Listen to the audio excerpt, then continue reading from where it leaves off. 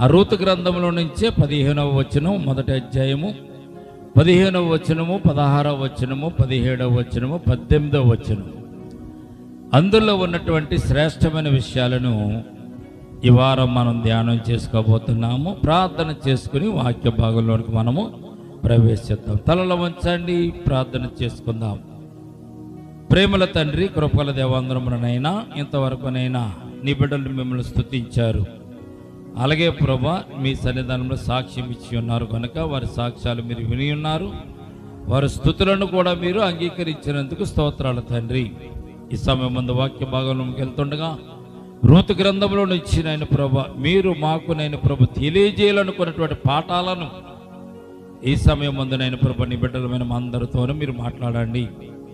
15వ వచనము, 16వ వచనము, 17వ వచనం, 18వ వచనంలో ఉన్నటువంటి శ్రేష్టమైనటువంటి విషయాలు మేము నేర్చుకున్నట్లుగా, గ్రహించినట్లుగా ఆ పాఠాలను మా జీవితంలో కూడా మేము అన్వయింప చేసుకునేటందుకు నీ కృప చూపించండి.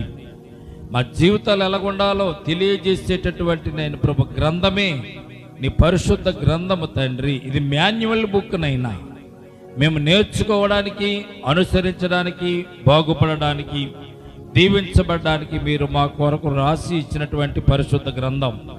ఇందులో విషయాలన్నీ కూడా ప్రభునైనా మా కొరకే మీరు రాశారు కనుక ఈ పాఠాల నుంచి అనేకమైనటువంటి అనుభవాలు మేము నేర్చుకుంటూ ముందుకు సాగడానికి కృప చూపించండి. ఈ సమయం ముందు కూడి వచ్చిన సంఘాన్ని, సంఘ బిడ్డలు మీరు జ్ఞాపకం చేసుకోవడానైనా నిలబడిన దాసుని కూడా మరుగుపరచండి.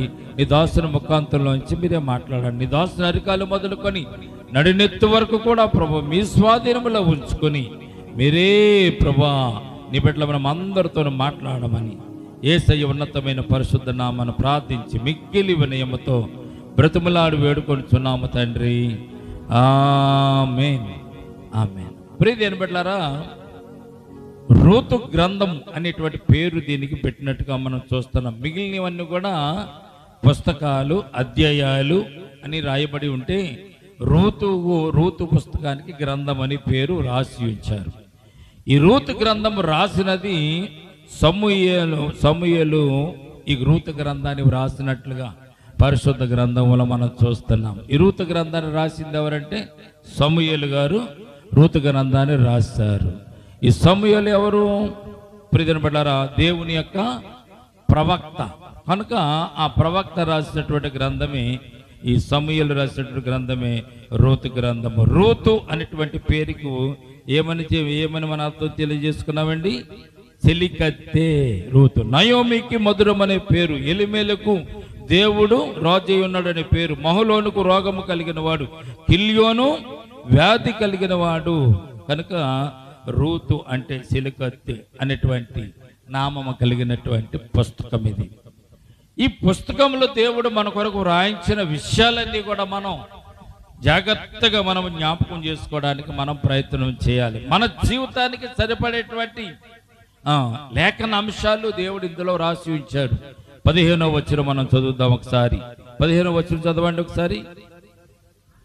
ఆమె ఇదిగో నీ తోడు కోడలు తన జనుల యొద్దకు, తన దేవుని యొద్దకు తిరిగిపోయినది, నీవును నీ తోడి కోడలి వెంబడి వెళ్ళుము. నయోమి రూతుతో చెప్తున్నటువంటి మాట. వార్పతో కూడా నయోమి చెప్పింది. నయోమి వార్పతో చెప్పినప్పుడు వార్ప అత్తగారు నువ్వు చెప్పినట్టు నేను చేస్తానని వెళ్ళిపోయింది, వెనక్కి వెళ్ళిపోయింది. కానీ రూతు మాత్రం నయోమితో వెళ్ళడానికి నిశ్చయము చేసుకుంటున్నట్లుగా ఈ పరిశుద్ధ గ్రంథంలో మనం చూస్తున్నాం. నిశ్చయత. ఈ రోజున మానవులైన మనము దేవుని యందు నిశ్చయత ఎలాగ కలిగి ఉండాలి? మనం కొన్ని ప్రమాణాలు చేస్తాం. బాప్తిసం తీసుకునే ముందు, మీలో బాప్తిసం తీసుకునే ముందు ప్రమాణాలు చేస్తారు. కొంతమంది రక్షణ పొందిన తర్వాత బాప్తిసాలు తీసుకునేవారు ఉన్నారు, పెళ్లి కోసం బాప్తిసాలు తీసుకునేవారు ఉన్నారు, ఉద్యోగం కోసం బాప్తిసాలు తీసుకునేవారు ఉన్నారు. ఎలాగైనా బాప్తిసం తీసుకునే ముందు ప్రమాణం చేస్తాం మనం. ప్రభువా, నీవు తప్ప నాకు దేవుడు ఎవరు భూమి మీద ఉండకూడదు, నిన్ను తప్ప నేను ఎవరిని పూజించను, నీతోనే నడుస్తాను, నిన్నే ఆరాధిస్తాను, నిన్నే దేవుడిగా నేను కొలుస్తాను అని బాప్తిసం తీసుకున్నప్పుడు కొన్ని ప్రమాణాలు మనం చేస్తూ ఉంటాం. ప్రమాణాలే కదా, తీసి కొట్టుని పెట్టినట్టుగా కొన్ని వాటిని మనం విడిచిపెడతా ఉంటాం, కొన్ని వాటిని మనము పట్టుకుంటాం. ఎలా పట్టుకుంటాం? ఇష్టమైన వాటితో మనం నడుస్తాము. మనకు అది నచ్చలేదు అనుకోండి, వాటిని పక్కన పెట్టేసి దాచేసి బీరువాలో పెట్టేస్తాం అనమాట. అట్లా చాలామంది ప్రమాణాలు చేస్తారు కానీ ప్రమాణాలను పాటించరు, ప్రమాణాలను వారు నిర్వర్తించలేరు. ప్రమాణాలను నెరవేర్చడానికి కష్టంగా ఉంటుంది కనుక వాటిని ఉల్లంఘిస్తున్నట్టుగా పరిశుద్ధ గ్రంథంలో మనం చూడగలుగుతున్నాం. ప్రియమైన బిడ్డలారా, రూతు కూడా ప్రమాణం చేసింది. ఏమని ప్రమాణం చేసింది?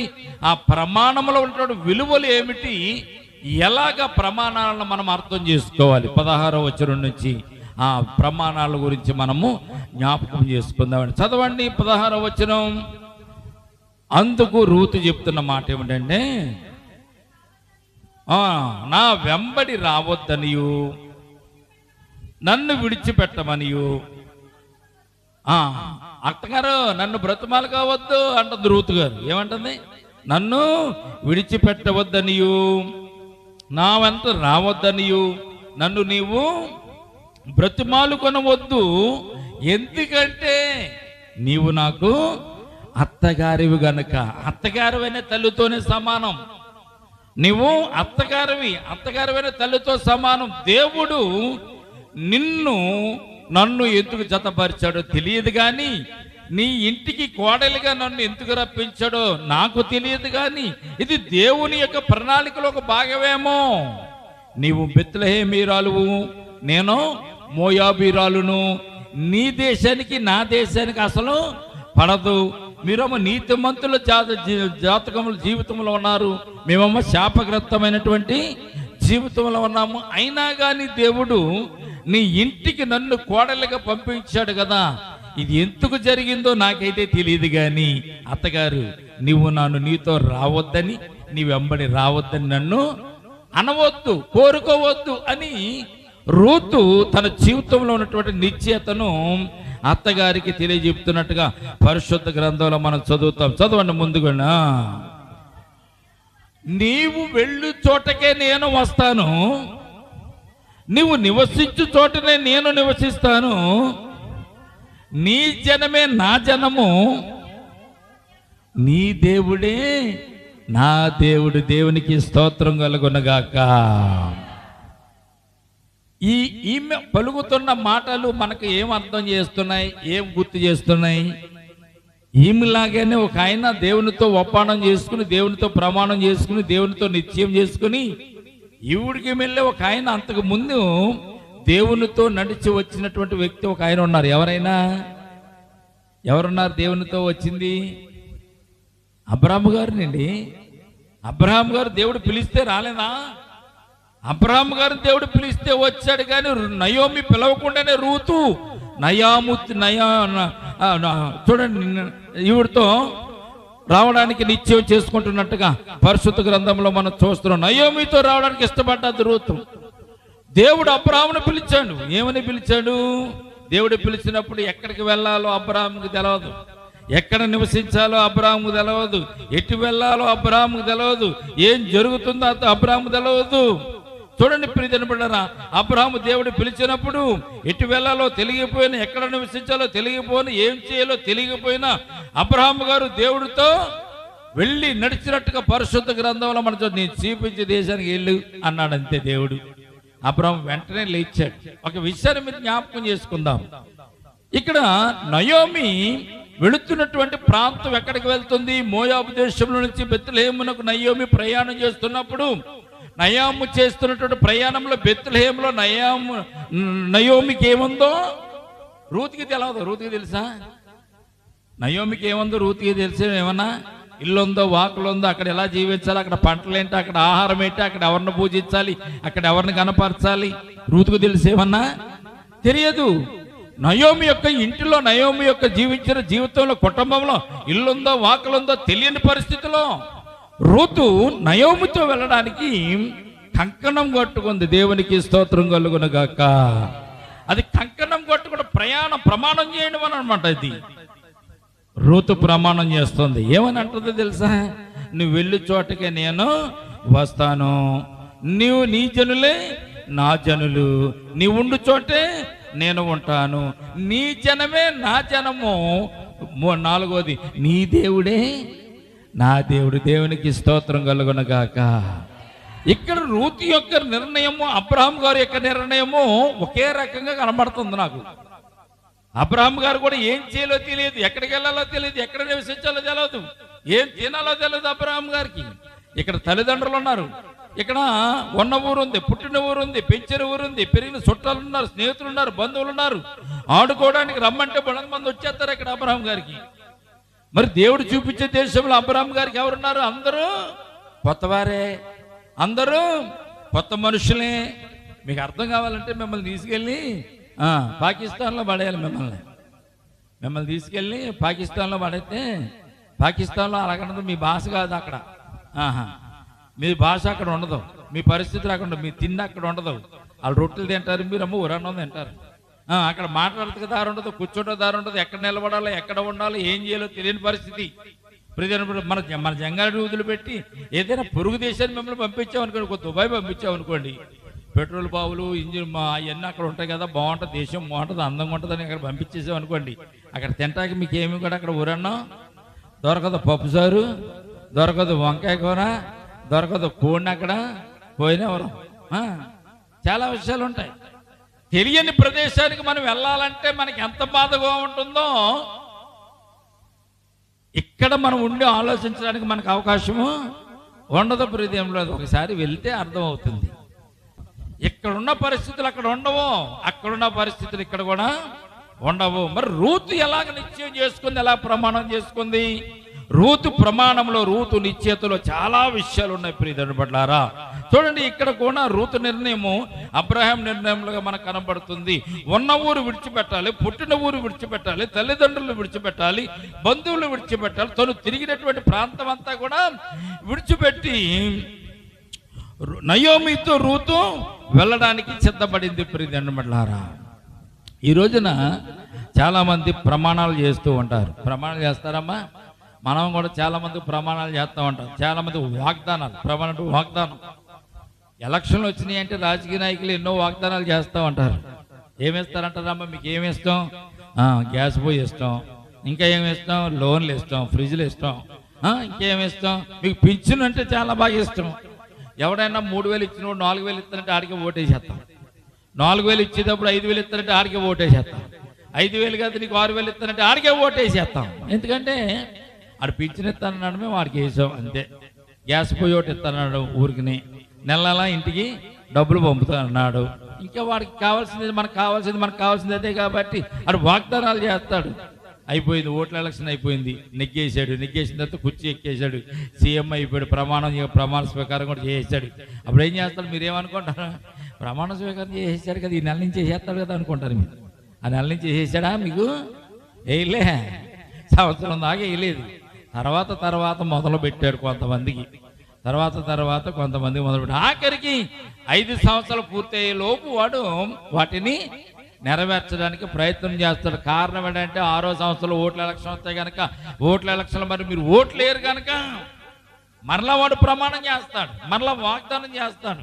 ఇవన్నీ లేనిపోని ప్రమాణాలు, లేనిపోని వాగ్దానాలు. కానీ ప్రియదేవుని బిడ్డలారా, మన జీవితంలో ఏదైనా ప్రమాణం చేస్తే దాన్ని నిలబెట్టుకోవడానికి మనము ప్రయత్నం చేయాలి. మనం దేవునితో ప్రమాణం చేసాం, దేవునితో ప్రమాణం చేసి ఏమని ప్రమాణం చేశాను? దేవునితో, ప్రభువా నేను నీతోనే ఉంటాను అయినా, నేను విడిచిపెట్టను అయినా, రోజు వాక్యం చదువుకుంటాను, రోజు ప్రార్థన చేస్తాను, రోజు నీతోనే ఉంటాను, కష్టం వచ్చినా, నష్టం వచ్చినా, ఇరుకు వచ్చినా, ఇబ్బంది వచ్చినా నీతోనే ఉంటాను అని దేవునికి ప్రమాణం చేశాం.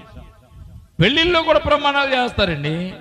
భార్యాభర్తలు నిలబెట్టి పెళ్లిళ్ళు ప్రమాణాలు చేస్తూ ఉంటారు. సూత్రం కట్టినా, సూత్రం కట్టకపోయినా, ప్రార్థన వివాహం చేసినా కానీ ప్రమాణాలు మాత్రం మామూలే. ప్రమాణాల్లో ఏమైనా ఉంటుందో తెలుసా?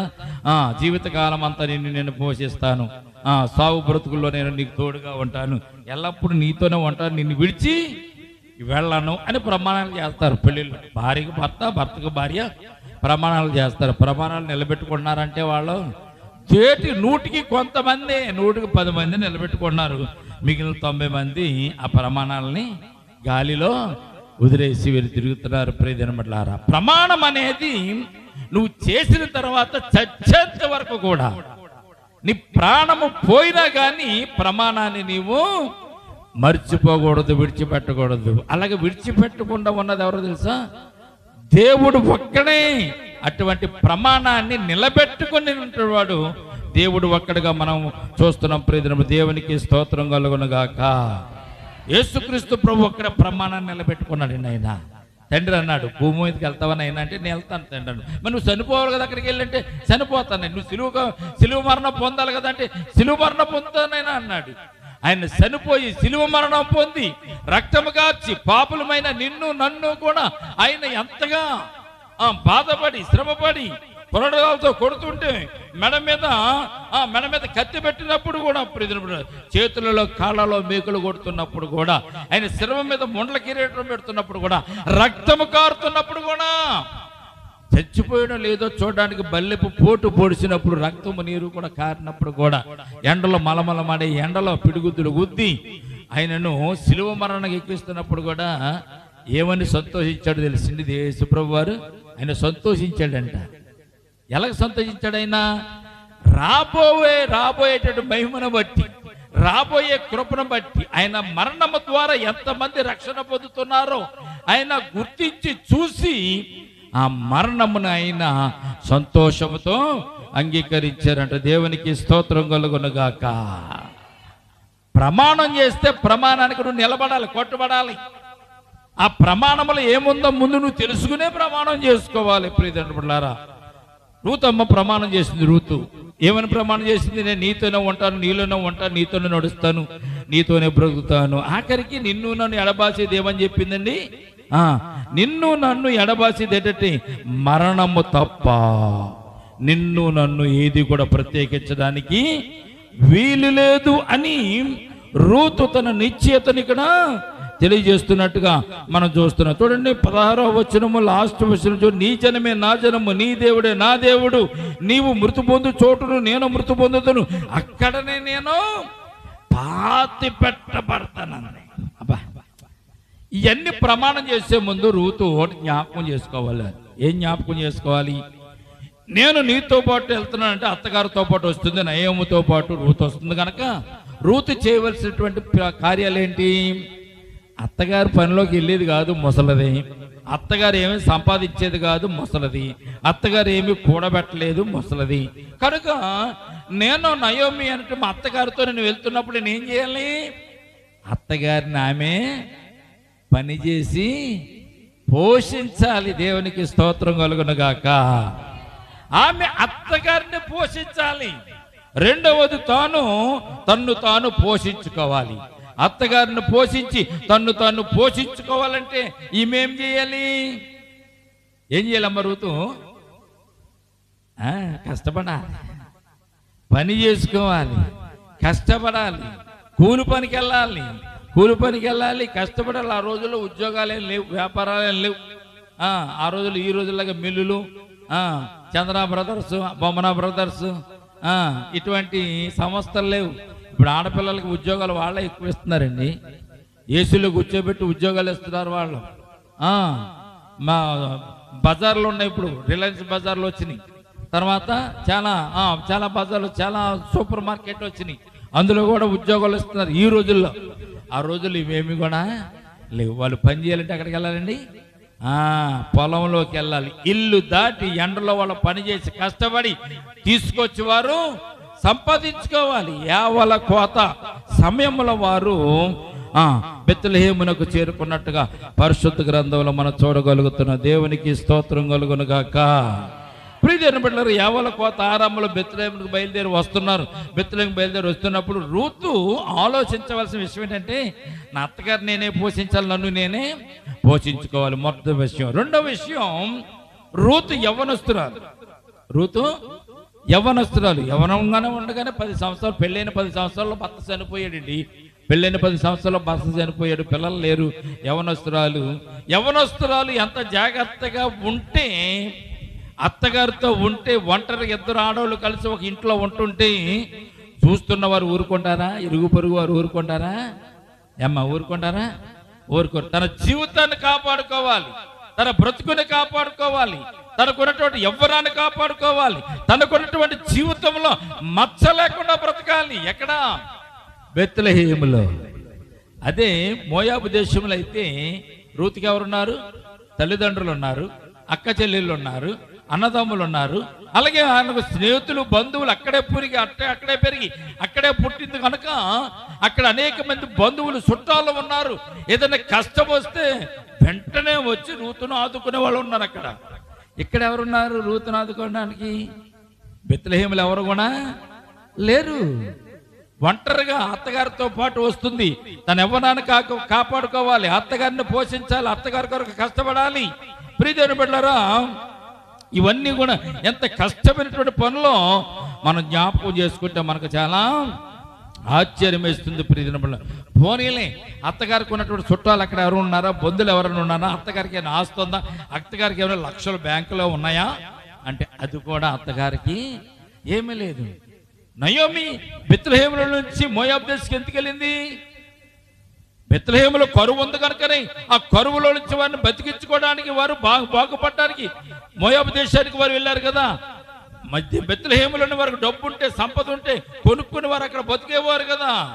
కనుక అత్తగారికి ఏమీ లేనటువంటి పరిస్థితిని అక్కడ మనము చూడగలుగుతున్నాం. ప్రియదేవుని బిడ్డలారా, యవ్వనంలో ఉన్నటువంటి స్త్రీ అత్తగారితో బయలుదేరి, ఒంటరిగా బయలుదేరి అత్తగారితో ప్రమాణం చేసి వస్తుంది. ఎందుకో తెలిసింది, తన్ను తాను తగ్గించుకుని అత్తగారికి విధేయత చూపిస్తూ అత్తగారి మీద ప్రేమతో, దేవుని ఎడల భయభక్తులతో నయోమితో రూతు రావడానికి ఆమె ఇష్టపడినట్టుగా మనం చూస్తున్నాం. దేవునికి స్తోత్రం కలుగునుగాక.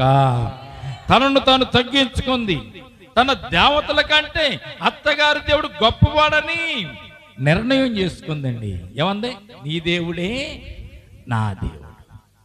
మోయాబు దేశంలో దేవుడు లేరా? మోయాబు దేశంలో దేవత లేరా? మోయాబు దేశంలో ఉన్న వారందరూ కూడా ఈ రూతు అత్తగారు నయోమికి కోడలు కాకముందు ఆ దేవతలు పూజించింది కదా, దేవుళ్ళు పూజించింది కదా, ఆ దేవుళ్ళు గొప్పవాళ్ళు కదా. అవును, వారు దేవుళ్ళు వాళ్ళకి గొప్పవాళ్ళు. కానీ రూతు ఏమనుకుంది తెలుసా? మా అత్తగారి దేవుడు గొప్పవాడు. దేవునికి స్తోత్రం కలుగునుగాక.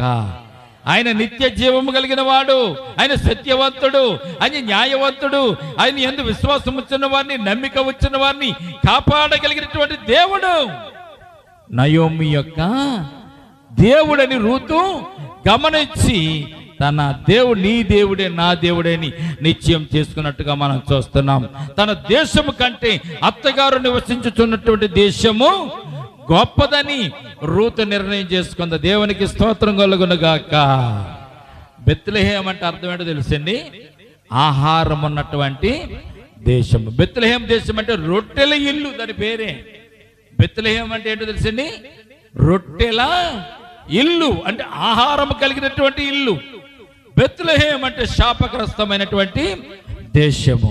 కనుక రూతు నిర్ణయం తన్ను తగ్గించుకుంది. తన దేవతల కంటే అత్తగారి దేవుడు గొప్పవాడని తలుసుకుంది. తన దేశము కంటే అత్తగారు నివసించే దేశం గొప్పదనుకుంది. తన ప్రజల కంటే అత్తగారి ప్రజలు గొప్పవారు అనుకుంది. ఎందుకు గొప్పవారు? వీరు ఇశ్రాయేలు యొక్క సంతానములో పుట్టి ఇశ్రాయేలు దేశ వంశానికి చెందిన వారంటే ఇశ్రాయేలీలు అంటే దేవుని యొక్క సంతానమని ఆమె తెలుసుకుని ఒప్పానం చేసుకుని రూతు తను తగ్గించుకుని అత్తగారితో వెళ్ళడానికి ఆమె ఇష్టపడినట్టుగా పరిశుద్ధ గ్రంథంలో మనం చూడగలుగుతున్న ఒక విషయాన్ని మీకు జ్ఞాపకం చేస్తానండి. ఈ ప్రమాణం ఎంత కష్టతరమైనదో తెలిసింది. కొన్ని పనులు చేస్తున్నప్పుడు మనం ఏమంటాం, రే ఆ పని చేయాలంటే చాలా కష్టం రా, ప్రాణం పోతుందిరా నీకు అంటావా లేదా? ఇప్పుడు సర్కస్ చేసేవాళ్ళు చిన్న తోడ కట్టి తీగ కట్టి ఆ తీగ మీద ఏమీ పట్టుకోకుండా చేతుల్లో కర్ర పట్టుకుని ఆ చిన్న తీగ మీద నడుస్తూ ఉంటారు. చిన్న తీగ మీద నడుస్తారు. ఎంత ఎత్తు? దాదాపు 10 అడుగులు ఎత్తులో తీగ కట్టుకుని నడుస్తూ ఉంటారు. అప్పుడు మీరు చూసిన వాళ్ళు ఏమనుకుంటారు? అమ్మాయి పడిపోతే తల పగిలిపోతుంది, పడిపోతే ఆమె చచ్చిపోతుంది, కాళ్ళు చేయిరిగిపోతుంది, ఎంత భయంకరమైన పరిస్థితి అది, అమ్మో జాగ్రత్త అమ్మ అంటూ ఉంటారు. మీరు చూసి వాళ్ళు ఎవరన్నా చూస్తూ ఉంటే చూసేవాళ్ళకి అది భయం, కానీ చేస్తున్న వాళ్ళకి అది ధైర్యమే. కారణం ఏంటో తెలుసండి? వారు ఎన్నోసార్లు ప్రాక్టీస్ చేసి దేవుడి మీద భారం వేసుకుని వారి బ్రతుకుల కొరకు, వారి జీవనోపాధి కొరకు అది చేస్తేనే కానీ నువ్వు 10 రూపాయలు వేయవు. కొంతమంది 10 రూపాయలు కూడా వేయకుండా చూసి కాముకి వెళ్ళిపోయే వాళ్ళు కూడా ఉంటారు. ప్రియమైన బిడ్డలారా, గమనించినట్లయితే రూతు ఈ నిర్ణయం తీసుకునేటప్పుడు మనం ఏం ఆలోచించాలి తెలుసా? రూతు యొక్క జీవితం కత్తి మీద సాము లాంటిది అని మనం జ్ఞాపకం చేసుకోవాలి. కత్తి మీద సాములు అంటే కత్తి మీద కూడా నడుస్తారు కొంతమంది, కత్తి మీద నడుస్తారు. కత్తి మీద సామాన్ని ఎందుకు వచ్చిందంటే సామెత, ఇదివరకు పూర్వకాలంలో పెద్దలైన వారు కత్తి మీద కూడా సాము చేసేవారు, కత్తి మీద కూడా నడిచేవారు. ఎలా నడిచేవారు? ఒక ఒబ్బిడిగా ఒక పద్ధతిలో కత్తి మీద నడిచిన కత్తి తెగదు. అదే కత్తిని మీరు కాలు కింద వేసుకుని తొక్కు కాలంతా తెగిపోతూ ఉంటుంది. పిరితనప్పుడు కత్తి మీద సాము అంటే అర్థం ఏంటో తెలిసింది. కత్తి మీద సరిగా నడవకపోతే కాలు దిగుతుంది, ప్రాణాలు కూడా పోతాయి. కత్తి మీద సాము అంటే ప్రాణాలకు సంబంధించినటువంటి విషయం కనుక ప్రియమైన పడదా తన అత్తగారితో వెళ్ళడం రూతు నిర్ణయించుకున్న నిర్ణయం ఏంటో తెలిసింది. తన బతుకు ఏమైపోయినా పర్లే, నా జీవితం ఏమైపోయినా పర్లే, నా బ్రతుకు ఏ రకంగా నష్టపోయినా పర్లే, నా అత్తగారికి నేను మాట ఇస్తున్నాను, మాట ప్రకారం నేను నడుస్తాను అని తన ప్రమాణాన్ని నిర్ణయం చేసుకుని, నిశ్చయం చేసుకుని ఆ ప్రమాణాన్ని నిర్వర్తించడానికి రూతు ప్రయాణమై వెళుతున్నట్టుగా పరిశుద్ధ గ్రంథంలో మనం చూడగలుగుతున్నాం. దేవునికి స్తోత్రం కలుగునుగాక. అత్తగారు చూస్తే ముసలిది, సంపాదన లేదు, అత్తగారు నేనే పెంచాలి. అయినా కానీ రూతు తన యవ్వనాన్ని బట్టి ఆ తల్లిదండ్రుల దగ్గరికి వెళ్ళిపోయి తన సంతోషం కొరకు, తన సుఖం కోసం అత్తగారిని విడిచిపెట్టలేదండి. ఈ రోజున చాలా మంది కుటుంబాలలో వారి సంతోషం కోసం ఇతరులను బాధ పెట్టేవాళ్ళు చాలా మంది ఉన్నారు. వారి ఆనందం కోసం ఇతరులను కించపరిచేవారు ఉన్నారు. వారి జీవితంలో వారు బాగుగా ఎదగడానికి, వారు బాగుపడడానికి ఎదుటి వారు తొక్కేసేవారు కూడా చాలా మంది ఉన్నారు.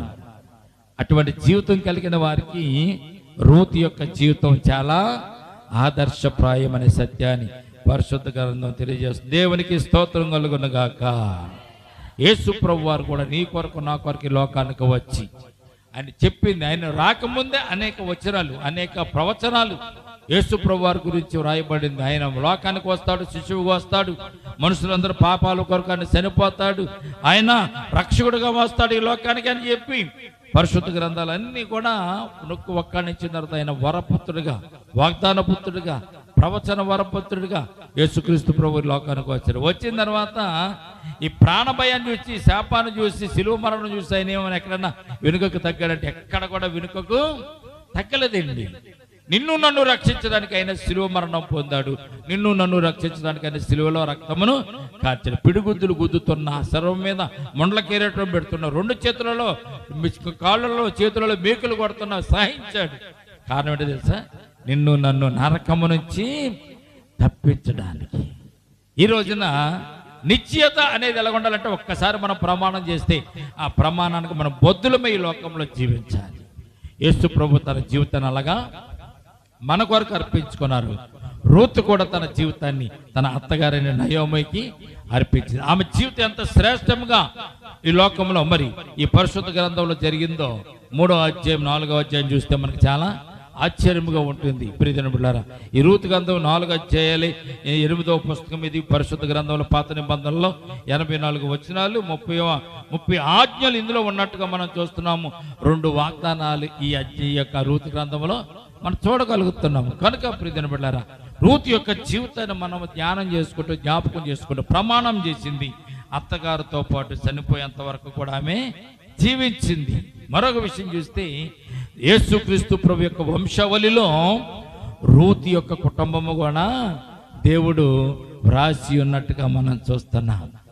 తర్వాత రూతు జీవితం గురించి ఇంకా విశేషమైన అంశాలు ఉన్నాయి కనుక వచ్చేవారు మనం చదువుకుందాం. ఈ రూతు ప్రతిజ్ఞను మనం జ్ఞాపకం చేసుకుందాం. రూతు యొక్క నిశ్చయతను జ్ఞాపకం చేసుకుందాం. నిశ్చయం చేసుకుంది, ప్రమాణం చేసింది, తాతగారికి వాగ్దానం చేసింది. తిరిగి మరలా వెనుకకు మోయాబు దేశానికి వెళ్ళాలనే ఆలోచన లేకుండా అత్తగారితోనే చనిపోయినట్టుగా మనం చూస్తాం. అత్తగారు చనిపోయిన ప్రదేశంలోనే చనిపోయినట్టుగా చూస్తున్నాం. దేవుడు ఆమె యొక్క నిశ్చయతను జ్ఞాపకం చేసుకున్నాడు, ఆమె ప్రమాణాన్ని జ్ఞాపకం చేసుకున్నాడు. రూతును దీవించాడు. ఎంత దీవించాడంటే దేవుడు అద్భుతంగా అందరికంటే మోయాబు దేశంలో ఉన్న వారికి అందరికంటే రూతుని దేవుడు అద్భుతంగా దీవించి, ఆ దీవులను బట్టి రూతు గ్రంథాన్ని పరిశుద్ధ గ్రంథంలో రూతు పేరు మీద రాయడానికి దేవుడు కృప చూపించాడు. అటు రీతిగా మనము కూడా మన జీవితంలో చేసిన ప్రమాణాలు కొన్నైనా నెరవేర్చుకోకపోతే మన జీవితం కూడా వృధా. కనుక మనం చేసిన ప్రమాణాలు, మనం చేసిన వాగ్దానాలు, బాప్తిస్మ కాలంలో చేసినటువంటి ప్రమాణాలు, వాగ్దానాలు నిలబెట్టుకుంటూ దేవునికి ఆశీస్సులు ఆశీర్వాదం పొందుకుందాం. ఈ కొద్ది మాటలు దేవుడు దీవించి మనలను ఆశీర్వదించును గాక. తల వంచండి, ప్రార్థన చేసుకుందాం. ప్రేమల తండ్రి, కృపల దేవాంధ్రములనైనా ఎంతవరకు నేను కూడుకలో ఉండి మాతో ఉండి మమ్మల్ని నడిపించిన విధానం బట్టి స్తుతులు స్తోత్రాలు తండ్రి.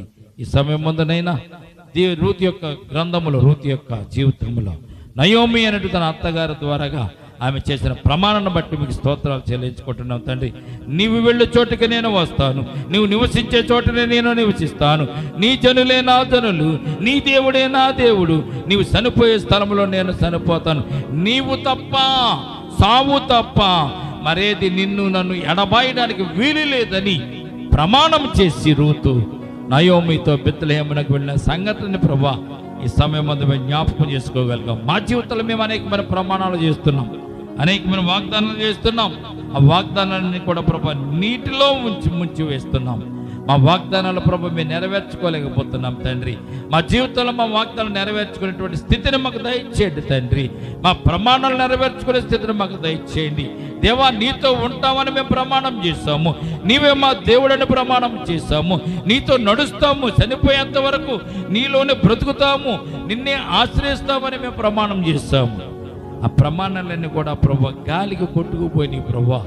ఈ సమయం అందరైనా తన యొక్క రూతు జీవితంలో నిశ్చయత ప్రమాణాన్ని ప్రభు నయోమికి అత్తగారికి రూతు చేసినట్టు ప్రమాణం జ్ఞాపకం చేసుకున్న కృపను ఇచ్చారు. మా ప్రమాణాలు కూడా ప్రభు మేము గుర్తు చేసుకునేలాగున నీ కృప చూపించారు తండ్రి. నైనా రూతు యొక్క నిశ్చయతను మేము కూడా కలిగి ఉండడానికి, రూతు జీవితంలో ప్రభు మీరు ఇచ్చినటువంటి శ్రేష్టమైన అనుభవాలు ప్రభు మేము కూడా కలిగి ఉండడానికి నీ కృప చూపించండి. ఇదిగో మోయాబు దేశంను విడిచి, తల్లిదండ్రులను విడిచి, అక్కడున్న బంధువులు విడిచి, స్నేహితులు విడిచి రూతు అత్తగారితో బెత్లెహేముకు వెళ్ళడానికి నిశ్చయం చేసుకుంది. బెత్లెహేంలో రూతుకి ఎవరు లేరునైనా, చుట్టాలు లేరునైనా, బంధువులు లేరునైనా, స్నేహితులు లేరునైనా, అత్తగారు ఒక్కడ తప్ప నైనా రూతు పూజించిన దేవుడు కూడా అక్కడ లేడు. నైనా నీ దేవుడే నా దేవుడని ప్రభా నిన్ను నీ యందు విశ్వాసం ఉంచి నీ యందు భక్తి కలిగినైనా ప్రభా రూతు ప్రయాణమై బెత్లెహేముకు వచ్చింది. బెత్లెహేములో ఆశీర్వదించబడింది తండ్రి. ఈ సమయం అందరైనా మా జీవితంలో కూడా ప్రభా నిన్ను వెంబడించడానికి, నీతో మేము నడవడానికి, నైనా ప్రభు మా జీవితంలో నిన్ను ముందు ఉంచుకున్న ప్రభు మేము ప్రయాణాలు చేయడానికి నైనా నీ కృప చూపించండి. రూతు యొక్క నిశ్చితన ప్రమాణాల ప్రభు నేను నిలబెట్టడానికి నీ కృప చూపించావు. రూతు జీవితంలో యథార్థత, నీతి, న్యాయము ప్రభు కనపరిచినైనా నీకు ఇష్టమైన బిడ్డగా జీవించిందినైనా అటు రీతిగా నీ బిడ్డలు కూడా నీకు ఇష్టమైన వారుగా జీవించడానికి నైనా నీ కృప చూపించండి. నేను ప్రభు పరిశుద్ధ గ్రంథంలో రూతు పేరు ఎలాగైతే లిఖించారో తండ్రి నైనా మా జీవితాల్లో మా పేర్లు కూడా ప్రభు నీ జీవ గ్రంథంలో నైనా ప్రభు లిఖింపబడినట్లుగా మా ప్రవర్తన, మా జీవితం, మా యథార్థత, మా నీతి నేను ప్రభు అటు రీతిగా ఉండడానికనైనా నీ కృప మాకు దయచేదురుగా. కానీ విన్నటువంటి వాక్యాన్ని బిడ్డల హృదయాల్లో ఫలింపచేయండి. ఎంతమంది అయితే విన్నారో వారందరూ కూడా ప్రభుని యందు భయభక్తులు కలిగి వారి ప్రమాణాలు నెరవేర్చుకుంటూ, వారి నిశ్చయతలు నెరవేర్చుకుంటూ ఈ లోకంలో జీవించడానికినైనా నీ కృప చూపించండి. నీ వచ్చే రాకడలో ఎత్తబడేటువంటి సంఘములో ఉండడానికినైనా, ఎత్తబడే బిడ్డలుగా ఉండడానికినైనా, నువ్వు పిలిస్తే పలికేవారుగా ఉండడానికినైనా ప్రభా సంఘాన్ని, సంఘ బిడ్డలను, వాక్యమైన వారందరూ కూడా చిత్తపరచమని, వారి జీవితంలో గొప్ప మేలులు, ఆశీర్వాదాలు దయచేయమని ఎంతవరకు కూడుకలో ఉండి మాతో మమ్మల్ని నడిపించిన దేవా స్తోత్రాలు చెల్లించుకుంటూ ముందున్నటువంటి కార్యక్రమాన్ని దీవించమని యేసయ్య నామమున అడిగి మిక్కిలి వినయముతో బ్రతిమలాడి వేడుకొనుచున్నాము తండ్రి. ఆమేన్, ఆమేన్.